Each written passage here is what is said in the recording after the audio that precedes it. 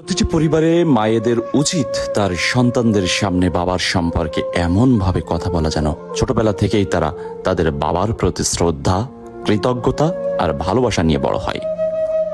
প্রতিটি সন্তানদের তার মাকে শেখানো উচিত, তোমার বাবা যখন রোদে পুড়ে ক্লান্ত আর ঘামে ভিজে ঘরে ফিরবে, তখন তোমাদের বাবাকে সবাই মিলে হাসি মুখে জড়িয়ে ধরে বলবে, বাবা, আমরা তোমায় অনেক ভালোবাসি।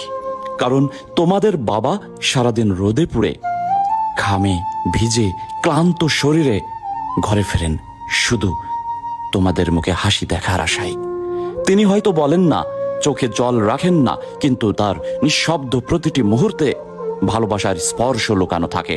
বাবারা কখনো ভালোবাসা শব্দে নয়, কাজে প্রকাশ করেন। তোমাদের স্কুল ফি সময় মতো দেওয়া, প্রতিবেলায় তোমাদের পেট ভরানো, যে কোনো বিপদে নিজের পকেটে টাকা না থাকলেও নীরবে ম্যানেজ করে তোমাদের প্রতিটি প্রয়োজন বা সমস্যা দূর করা, ঘুম ভেঙে তোমাদের ঘুমোতে দেখা, এসবই তাদের না বলা ভালোবাসার প্রকাশ।